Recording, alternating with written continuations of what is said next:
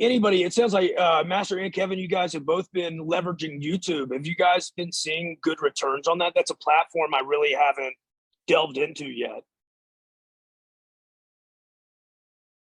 You want to take this, Master? Yeah. Well, I'll say on YouTube maybe about 6 months or so, but I said the last 4 months I've been taking it a little bit more seriously, just creating more content. So I do upload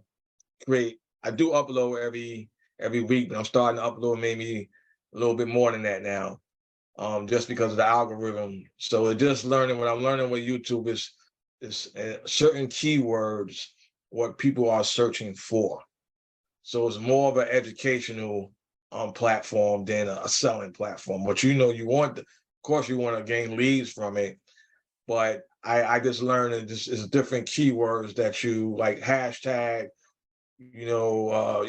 how to find a business broker. Now, when I did the YouTube video, I think I learned that on one of the calls, and I guess that was just a good hashtag because I didn't realize I would have that many views, just from that one video I just created. I also read a book by the author Karen Carr, YouTube for real estate agents. That helped me out a lot as well. And it breaks down, on the different things you should be doing when you're creating your YouTube channel, and research the competition. See, you might think people are doing like the same things you're doing when it comes to real estate, but as you start doing your research and you're narrowing down your niche, you start realizing people in your market is not really doing exactly what you're doing. And then sometimes, it just comes down to like Kevin have a different personality than I have, right? So it all comes down to, what the end user consumer is looking for. But I'm just being consistent at it. And I know eventually, as more I'm consistent at it, I know I'm going to start, generating business from it. So that's my feedback. I've been doing it probably since April-ish. So seen a little bit of traction, but not much. I had a guy who's really into multifamily who I reached out to, who wants to really do something with Jim Huang, if I said that right. So he really wants to bring some kind of capital raising forum into EXP, and I approached him to be a mentor to me on the commercial real estate side, because I wanted somebody who could also mentor me in multifamily syndications and capital raising and things like that. And we had an initial phone call, and he reached out about 6 weeks later after he saw me on YouTube and kind of, opened the conversation back up. So it's gotten a little bit of traction, but I believe it's a long game. So hoping for the best. Yeah, I think, a lot of all of your prospecting, you need to look at short-term strategy, long-term strategy, and make sure that what you're doing in terms of prospecting is a mix of both. And there are some like networking where it's a long-term strategy, but you can get lucky and have short-term results.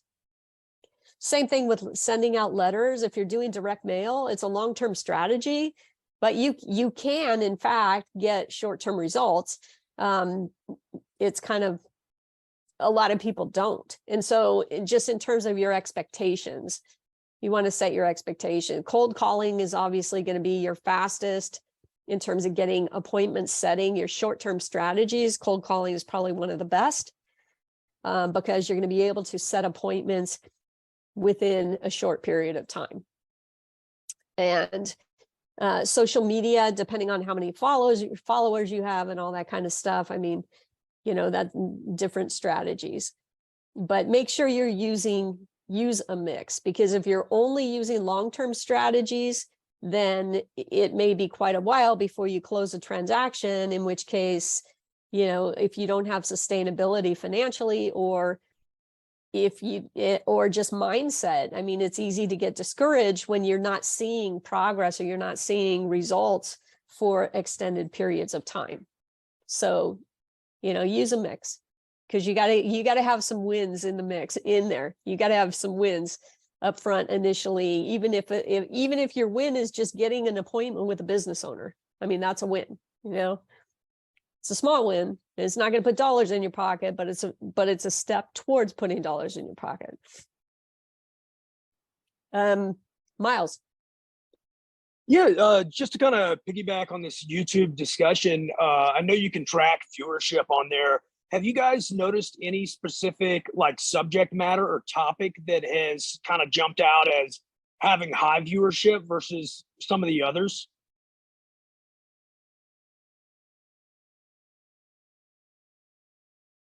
I'm sorry. I'll take. Yeah, Go ahead. Kevin. Yep, go ahead. Yeah, again, you know, for me, I'm just learning, just the, you know, subject, the keywords, the search engine. So I'm learning like relocation, hashtag relocation. I'm learning this using that hashtag or hashtag entertainment. I'm learning those hashtags are for some reason the algorithm is, I guess I usually get more viewers when I use those hashtags, and I guess depending on the type of content, you know, you're presenting. So that's what I'm seeing just from what I'm just been doing. And Kevin, you may have a different perspective depending on, you know, what type of content you're putting out or what you're seeing. Yeah, I had actually hired a company to basically handle everything for me. So I was just shooting the footage and then submitting it to them, and they were doing all the editing and then publishing it across a bunch of platforms and putting it in podcast form and publishing that and really spreading it out. And I just fired them. But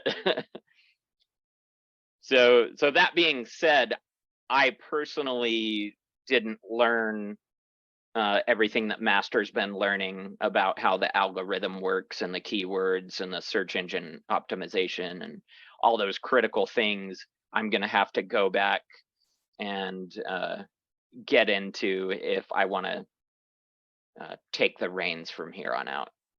Kevin, how long were you using that firm? We started, I think, in the end of March, and I was giving him about $1,200 a month, and that was going to be for 4 long form videos a month and 8 short form videos a month, and then publishing across probably 5 or 6 different social media platforms, and then it's syndicated in podcast form across probably 6 or 8 places where you can pick up podcasts. But I mean, it just took forever to kind of get off the ground, and I don't know. I just, you know, most of the actual staff was in India, and so they didn't speak American English, and the way that they generated the scripts, I had to go back through and really edit the script to, you know, make it sound less robotic. And so it was, yeah, it's been a great learning experience, and I'm really glad I did it. So, yeah. But yeah, that's awesome. I fired them. Well, you know, I mean, all of marketing, I think, is trial and error, right? So when you're doing any type of new marketing, you're trying to measure the results, and you're trying to determine if you're achieving the results that you want, and if you're not, then you redirect your marketing resources elsewhere.